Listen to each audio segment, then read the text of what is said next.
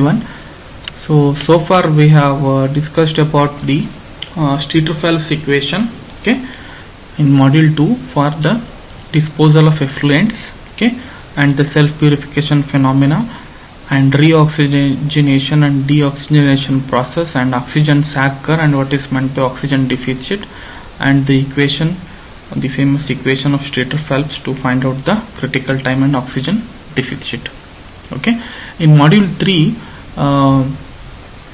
this is module 3 as per your syllabus. Okay, the module 3 consists of the wastewater characteristics, the sampling significance and its techniques, okay, then physical, chemical and biological characteristics of wastewater, flow diagram for municipal wastewater treatment, that means so what are the units which come to treat the wastewater, that is domestic wastewater, okay, with unit operations like screens, grid chambers, skimming tanks and equalization tanks, okay.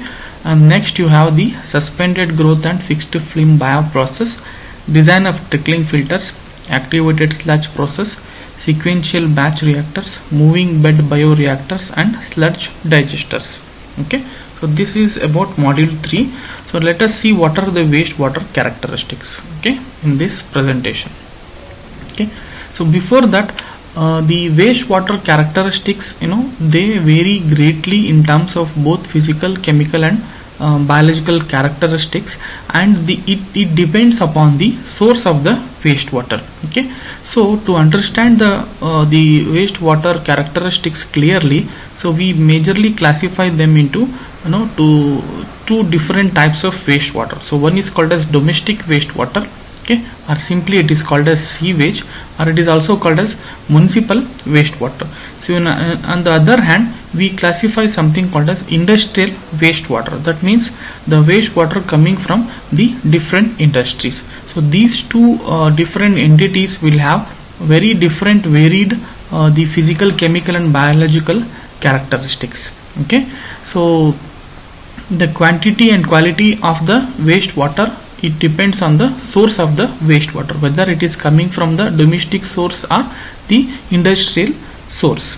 Okay, and this quality as well as quantity is very important whenever we are deciding a particular technology for the treatment of wastewater. Okay, so because we have to treat this wastewater as per the municipal norms. Okay, so for that we need to quantify as well as we should know the quality. Okay, so as to treat the wastewater with respect to the prescribed standards. Okay, so let us understand the concepts of decomposition of wastewater. Okay, so what is this decomposition means? So as we know, the wastewater contains many types of physical, chemical and biological impurities. So along with that, it also consists of the organic matter. Okay, so these organic matter will start to decompose with the help of the bacteria which are present. Okay, and that will lead to the decomposition of the sewage, and that decomposition we can again classify as aerobic decomposition or anaerobic decomposition. Okay, so aerobic decomposition is also called as aerobic oxidation, and anaerobic decomposition is also called as putrefactions. Okay, so let us see what is this aerobic decomposition and anaerobic decomposition. Okay, so aerobic decomposition is caused by the aerobic bacteria as well as the facultative bacteria operating aerobically in the presence of air or oxygen which is available in the wastewater in the dissolved form. Okay, so we have seen that the wastewater contains the oxygen in the dissolved form. We call it as dissolved oxygen. So the organic matter which is present in the wastewater, and we also have some species of bacteria in the wastewater. So those bacteria will consume the oxygen present in the wastewater in the dissolved form, and they will start to degrade the organic matter. That decomposition we call it as aerobic decomposition. Okay, so using this it will decompose the organic matter and it will create the stable end products like nitrates, carbon dioxide, sulfates and are formed. Okay, and the organic matter which are formed in the process is termed as nitrogenous, carbonaceous and sulfurous matter. Okay, along with that the water, heat and additional bacteria will also be produced in the oxidation, okay, which can be represented by this equation, that is COHNS, that is carbon carbonaceous compound plus bacteria with the help of oxygen will give rise to the carbon dioxide and water as the end product plus the generation of new bacterial cells and along with some quantity of energy. Okay, so this is the general representation of aerobic decomposition happening in the wastewater.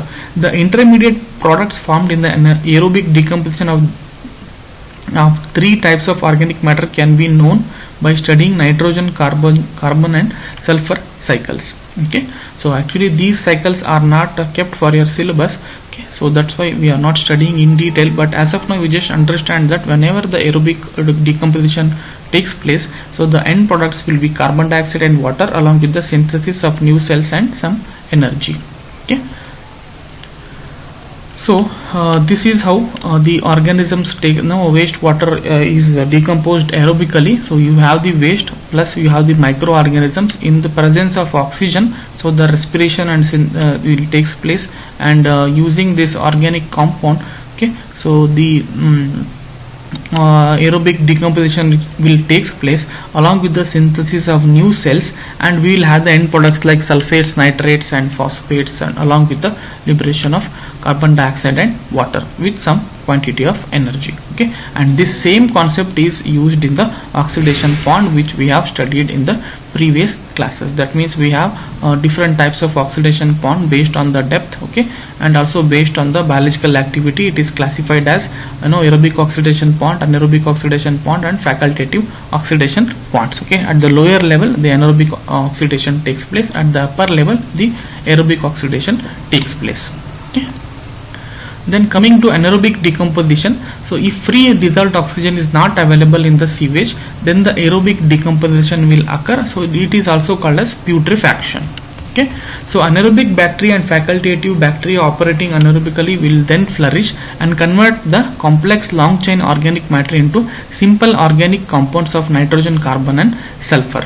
Okay, so these anaerobic bacteria survive by extracting and consuming the like nitrates and phosphates, and gases like ammonia, hydrogen sulfide, methane, etc. are also evolved in this decomposition. It also produces very bad or obnoxious odor. Okay, so this is the anaerobic decomposition. Okay, it usually happens in 4 different phases, which is as shown in the figure. The first phase we call it as hydrolysis, the second phase is acidogenesis, the third phase is acetogenesis, and the fourth phase is methanogenesis. Okay, so here what happens in this phase is, the first phase is the hydrolysis. That means the complex organic matter is broken down into, the hydrolysis takes place with the help of addition of water.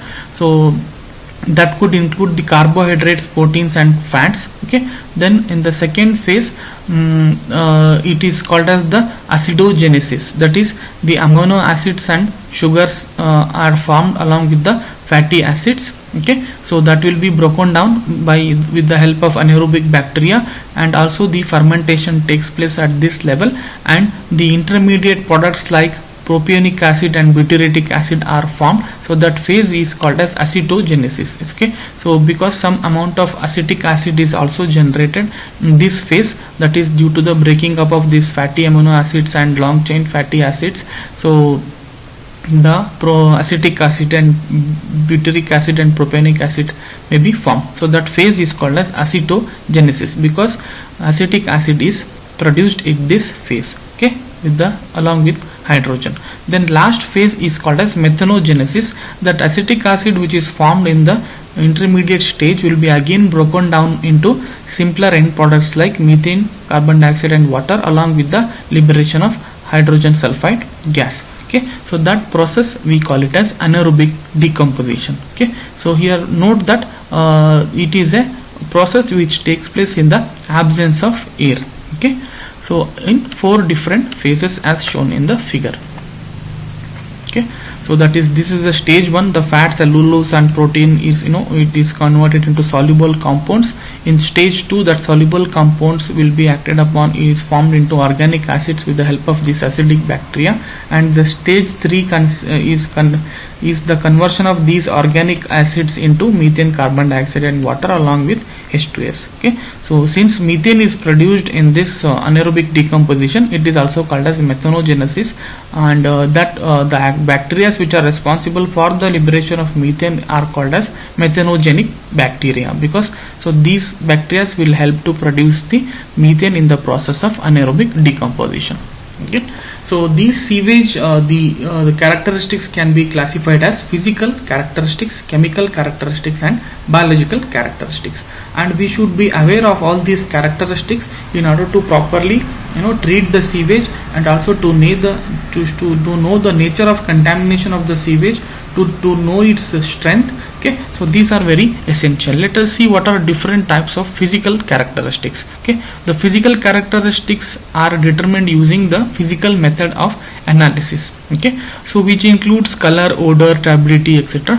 So color is it depends on the freshness of the sewage. Okay, if the color of the sewage is grayish, brown or yellowish, it will indicate that it is a fresh sewage. Okay, so along with the passage of the time, as the decomposition starts to begin and the putrefaction will start, and then ultimately the sewage will turn from this grayish color to the black color. Okay, so then that black color sewage we call it as the septic sewage. Okay, that means the biological activities have started and it has slowly turned and change its color to the black color.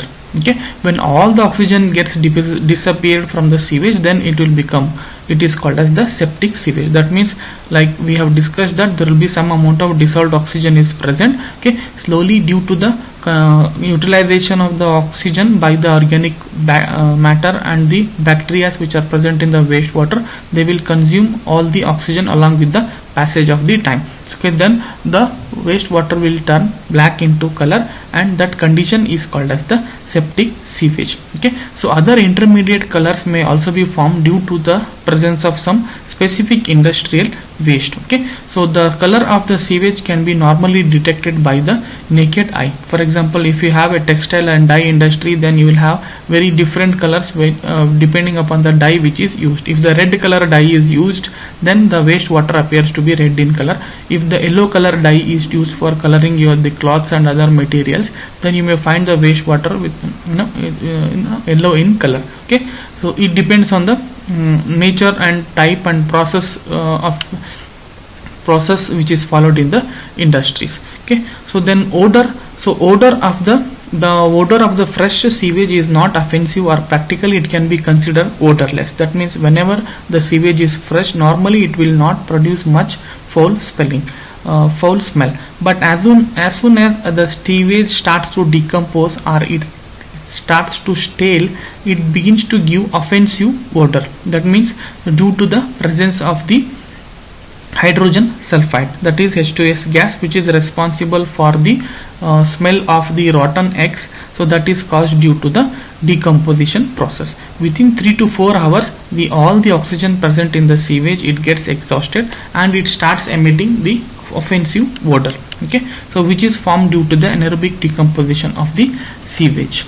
Okay, so this is the images of the sewage. You can see it is almost somewhat yellowish or greenish in color if it is fresh. Okay, so as the time passes, then it will turn to black color. Okay, so this is the significance of color which is shown in this slide. Okay, so if the color is of gray, then there is no problem at all. That means it is a fresh sewage and it needs treatment, and immediately it should be taken away for the treatment process using the sewage treatment plant with the help of the sievers. Okay, so if the sewage appears to be of red in color, that may be due to the contamination with blood or other industrial wastes or trinitrate complexes. Okay, like I told you, if there is any dyeing industry or coloring industry, which may be using red color or any other color depending upon the process. If it is yellow or green, then it may be the industrial waste which might have joined along with the wastewater, municipal wastewater.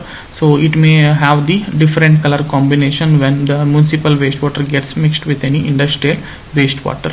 Okay, so if something if it appears to be red or some kind of soil color, then you can conclude that along with the wastewater, the surface runoff might have also been joined. Okay, and also due to some of the industrial effluents which may use the processing of clay and other industries or brick manufacturing industries, so which may find the entry of which may lead to the soil color or red color. Okay, if the sewage appears to be black, then you can conclude that it is due to the septic conditions, and also due to some industrial flows which may use the black dye in their operation process. Okay, so temperature is one of the important physical characteristics, because temperature is greatly in relationship with the biochemical reactions happening in the wastewater. Okay, it also affects the solubility of the gases. It also affects the viscosity of the sewage. If more is the temperature, lesser is the viscosity. The normal temperature of the sewage is slightly higher than the temperature of water because of the additional heat due to the utilization of water. Also, when the wastewater flows in a closed pipe, its temperature increases. Okay, the average temperature of sewage in India is around 20 degrees centigrade, which is near about ideal temperature of sewage for biological activities. At higher temperatures coupled with lower dissolved oxygen activities can cause serious problem in the disposal of wastewater. Okay, so because if the temperature is higher, then the dissolved oxygen content will be less. That means if you discharge the wastewater containing high temperature into the rivers, so it will decrease the wastewater dissolved oxygen content of the receiving stream. Okay, so that's why it is an important parameter, because if the dissolved oxygen content starts to reduce, it will affect the aquatic life, because the minimum amount of dissolved oxygen which is to be maintained in the rivers and streams should be 4 mg per liter. Okay, so the next physical characteristics is turbidity. Okay, so sewage is normally turbid, representing dirty dishwater or wastewater from baths and kitchens, because sewage comes from the different human activities in the domestic utilities. That means the fecal matter, it may contain the pieces of paper or the left out food matter, which when it gassed, or some vegetable and food waste when it comes in contact, and it may also contain the soaps and detergents, and all those things which are present in the colloidal form, suspended form, will lead to the cause of the turbidity. Okay, so these turbidity, the sewage appears to be turbid, and it can be found out by using the turbidity rod or the modern digital nephelometers, so through which the turbidity can be found out. And this is the turbid water. So you can see the water has turned turbid in nature for a stream or something like that, or due to the discharge of wastewater. So along with the surface runoff, the water has turned into somewhat reddish in color. Okay, and the next is the chemical characteristics. Okay, the chemical characteristics of sewage helps in the indicating the stage of sewage decomposition in its strength, and also the extent and nature of the treatment required for making it safe. The chemical characteristics of the sewage includes many chemical parameters. Okay, so like solids, pH, turbidity, solids, pH, the nitrates, chlorides, phosphates, etc. Okay, so we will study one by one in detail. Okay, so solids, again it consists of different types of solids which you have already known about in case of water supply and treatment engineering. So as you know, solids normally contain, the sewage normally contain 99.9% of water, and only 0.1% of total solids are present in the sewage. So that 0.1% again, it may be in the form of suspended solid, dissolved solids, colloid solids, and settleable solids. Okay, so to remove these 0.1% of solids, then for that we have to employ different methods to make the sewage fit for the other secondary purposes. Okay, so out of these solids, you know that the suspended solids are those which remain floating in sewage. Okay, so the dissolved solids are one which are available in the dissolved form. Okay, so just like the dissolution of salt in the water, the colloidal solids are finely divided solids remaining either in solution or also in suspension.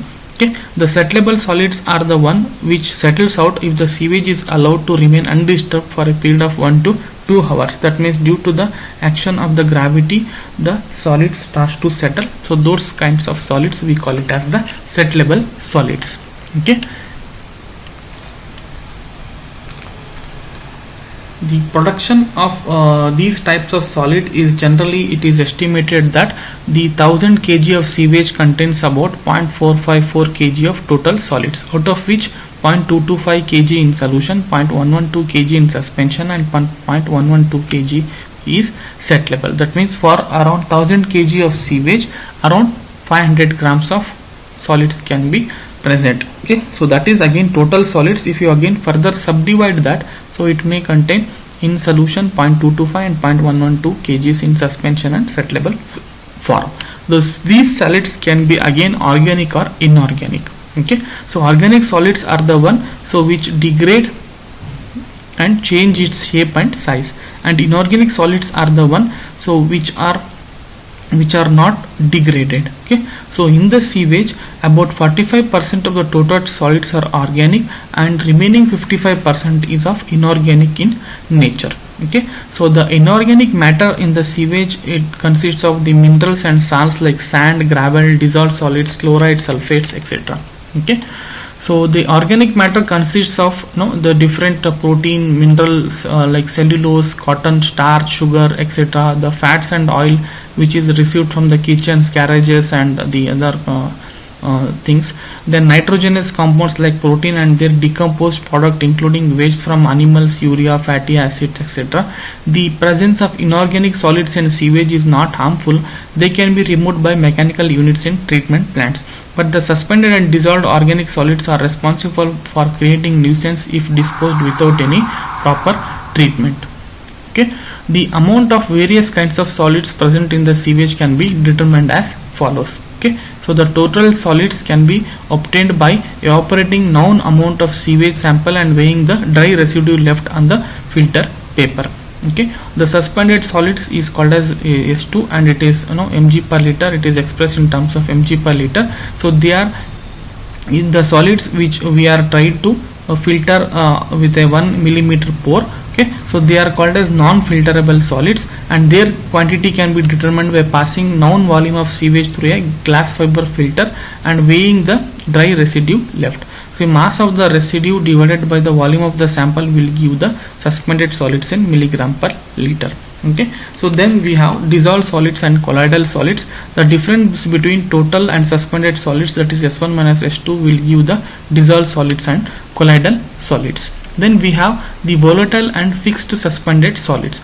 The total suspended solids S2 may either be volatile or fixed. Okay, so to determine their proportions, the non-filter residue is burnt and ignited at about 550 degrees centigrade in a muffle furnace for about 15 to 20 minutes. That means in that solids some may be organic in nature. So the organic solids are referred as volatile solids because so if you burn any organic matter with a temperature of more than 550 degrees centigrade, the organic matter tends to volatilize. So using that concept here, we'll find out the amount of volatile suspended solids. Okay, so here the loss of weight due to ignition will represent the volatile suspended solids in the sample S4 and S2 minus S4 will give the fixed solids.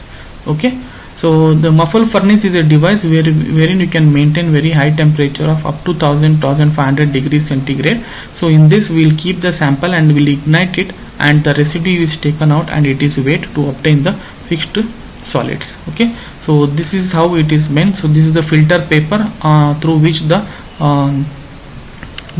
sewage or wastewater is filtered, and this is weighed, dried, and the different types of solids can be obtained, that is suspended solids quantity. And this is the picture which is showing turbidity. Okay, as you can see the turbidity is defined as the amount of light which passes through a sample. Okay, and due to the presence of colloidal solids, very much light is passed through these turbid samples. Okay, so this is the figure which shows the samples of low turbidity to very high turbidity, and these solutions we can call it as high turbid solutions. Here also you can see, okay, the low turbid and high turbid solutions, and these are the filter papers or microfiber filter papers which are used to filter the solids, okay, and measure them. Then pH. Okay, so pH is a very important parameter, because so pH, you know that pH is the negative logarithm of hydrogen ion concentration. Okay, so we know that the pH scale varies from 0 to 14. Okay, you might have learnt in your high school classes. Okay, so if the pH measured is in between 0 to 7, then we call it as the acidic range.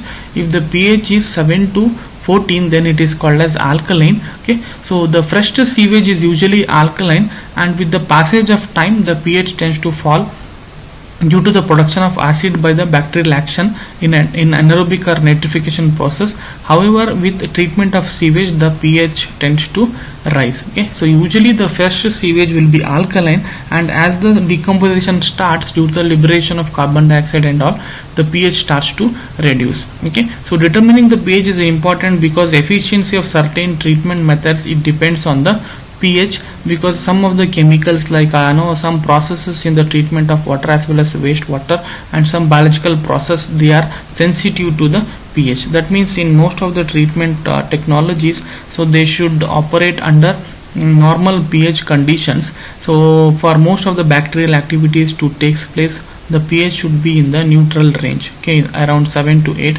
for effective treatment of wastewater. Okay, so the pH is usually determined by using the pH meter in the laboratory. Okay, so nowadays we have digital pH meters. With calibration we can measure the pH, and this is the pH scale. Okay, you can see it varies from 0 to 14. Okay, and from the solutions which give the pH value of 0 to 7, we call them as acidic solutions, and the solutions for which the pH value ranges from 7 to 14, they are called as basic or alkaline. Okay, and here, so due to the increased hydrogen ion concentration, the pH starts to reduce, and if the hydroxide ions are more, then the pH starts to increase.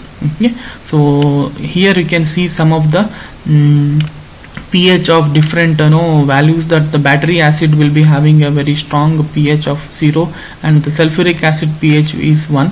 The lemon juice or vinegar, the acidic content, because of the presence of acidic content, because of the presence of citric acid, the lemon juice will be having a pH of 2. Around orange juice and soda will be having a pH of 3 to 4. Okay, the acid rain will be having a pH of 4.2 to 4.4, and sometimes the lake will tend to acidic because of the discharge of acidic effluents into the lake, then it may have a pH of 4.5. Bananas have a pH of 5. Okay, then clean rain will have a pH of 5.6. The healthy lake will have a pH of 6.6. Milk is having a pH of 6.5 to 8. Then pure water is around 7 to 8.5. The seawater, eggs, then baking soda will be having a pH of 9. Similarly, milk of magnesia, ammonia, then soapy water will have a pH of 12. Then bleaching powder or liquid drain cleaner, it will have the more pH.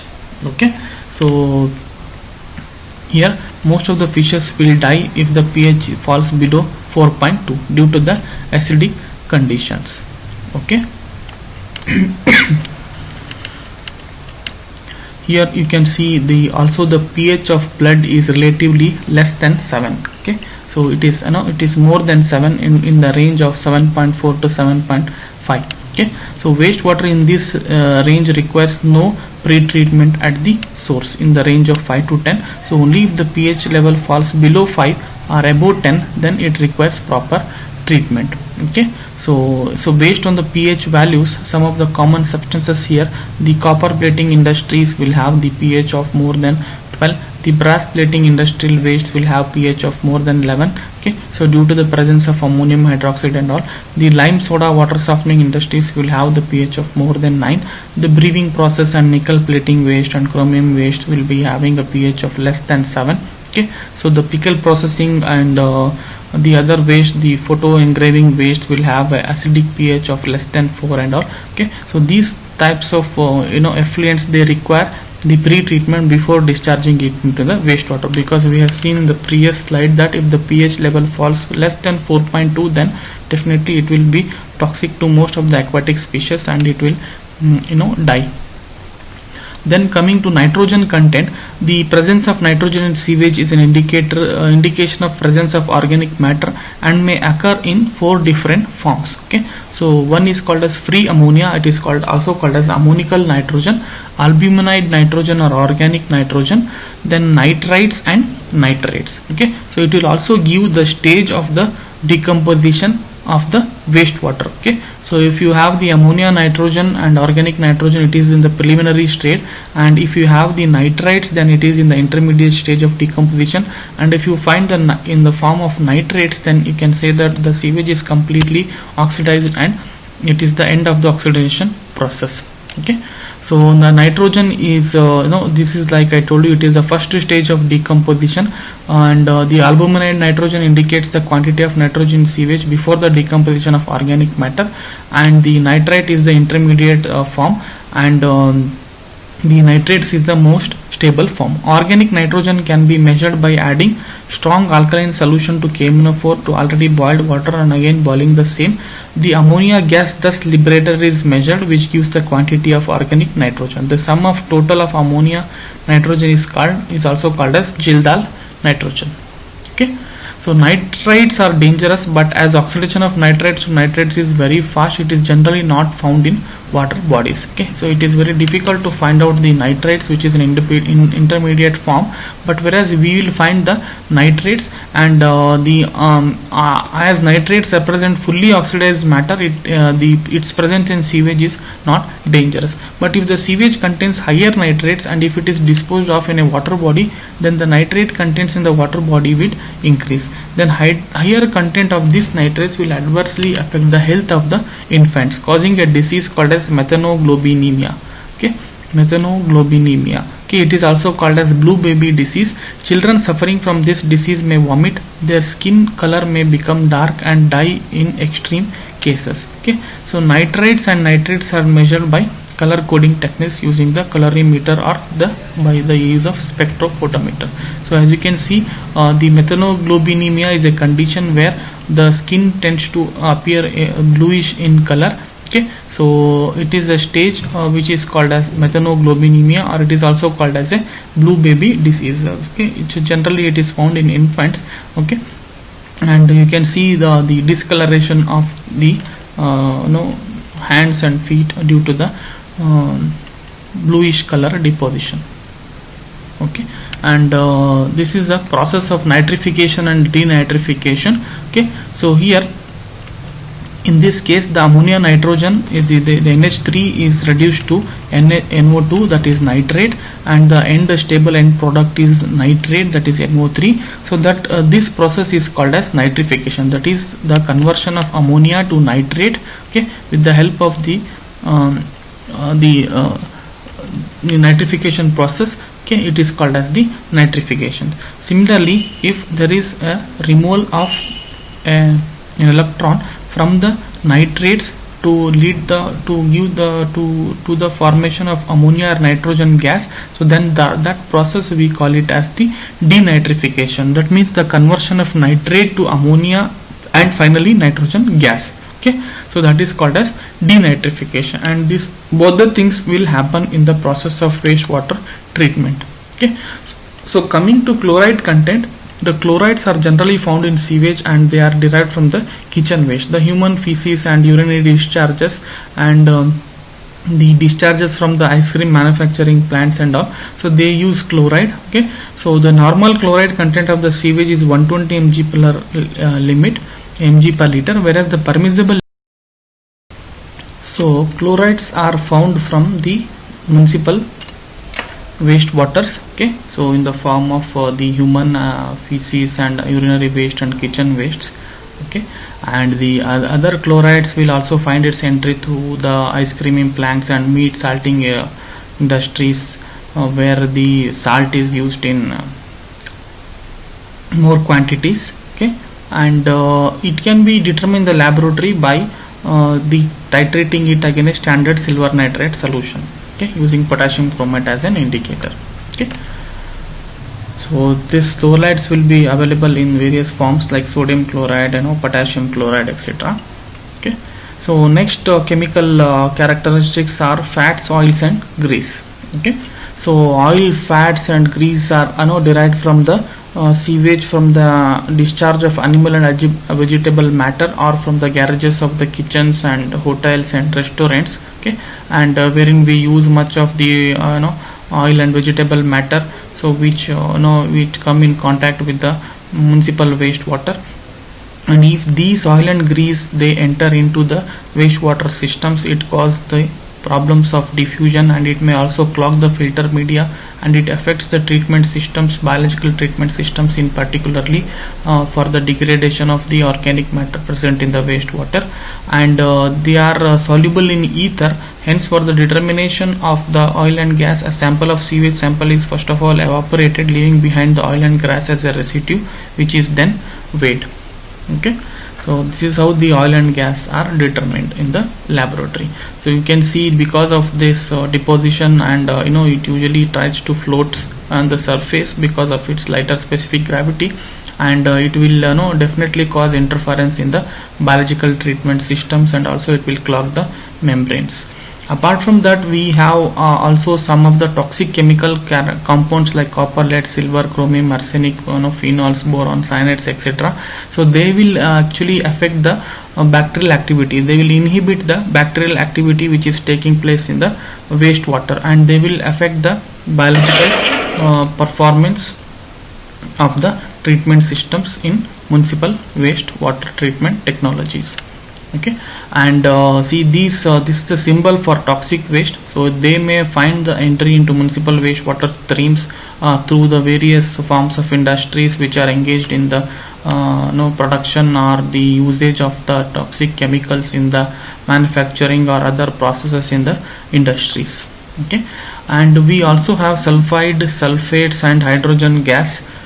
These sulfides and sulfates are formed due to the decomposition of various sulfur containing substances in the sewage. This decomposition also leads to the evolution of H2S gas, which you know that it causes very bad odor, and along with that, this H2S, if it combines with the water, it may result in the formation of sulfuric acid, which will damage and corrode the pipes. Okay, so also in the anaerobic digestion, the H2S gas is evolved. Okay, and that H2S gas, along with the it also causes bad odor. If it combines with the water, then it may cause the corrosion problem in the sewers. So this is the source of the sulfur and the H2S gas. Okay, so which gets liberated due to the anaerobic decomposition in case of the water or wastewater. Then very important parameter, chemical parameter, is dissolved oxygen. Okay, so this we have studied in detail. So dissolved oxygen is the amount of oxygen which is present in the dissolved form in the streams, okay, and also in the wastewater. So dissolved oxygen initially in the fresh sewage, it is in the range of 5 or 6 milligram per liter, depending upon the nature and strength of the waste. Okay, as the time prolongs and as the time passes, the dissolved oxygen which is available will be used up by the bacteria which is present in the wastewater for its metabolism, and ultimately the DO will start to reduce, and ultimately it becomes zero. Then the sewage is called as septic sewage. Okay, and like I have told you many times that we should see that at least 4 mg per liter of dissolved oxygen should be present for the survival of aquatic animals. If this DO is less, the aquatic animals like fishes, etc., are to be killed near the vicinity of the disposal. Okay, the presence of dissolved oxygen in wastewater is desirable because it prevents the formation of obnoxious odor. Okay, so it is also determined in the laboratory by a method called as Winkler's method. It is there for your laboratory course, and we will see how it is determined. Okay, So it is dependent on the temperature, partial pressure of oxygen in atmosphere, and also solubility in the atmosphere, and the dissolved oxygen content is inversely proportional to the temperature. That means if the temperature is more, the dissolved oxygen starts to drop in case of receiving water bodies. Okay, and this is the range of tolerance for dissolved oxygen in fish. Okay, so if it is less than 3 ppm, it is too low for most of the fish's population, and if it is in the range of 3 to 5 ppm, 12 to 24 hour range of tolerance, and it is stressful conditions for fishes, and here some only some tolerant fishes will survive, and above which the up to, if the dissolved oxygen level is in the range of 6 ppm, it supports spawning and all, and if it is more than 7, it supports the growth activity and fertilization of the fish eggs and all, and if it is greater than 9 or 8, then it supports the abundant fish population. So that's why it is a very important parameter in case of the healthy well-being of the aquatic ecosystems. It could be lake, river, or a ocean. Okay, so here the process is shown here. The dissolved oxygen is consumed by the respiration and abiotic oxidation. The dissolved oxygen is also required for the stabilization of the nitrites to nitrates, that is the nitrification process, and some amount of dissolved oxygen is also used up by the aquatic plants like algae and other floating plants which may be there in the aquatic animals, and this is the aquarel, that is the oxygen which is which is getting dissolved naturally. The atmospheric oxygen gets mixed with the water, and because of the aeration, it will start to add the oxygen into the rivers. Okay, and this is the process which is explained using this diagram. Okay, and these are some of the references. Okay, so far we have discussed about various physical and chemical characteristics with respect to waste water.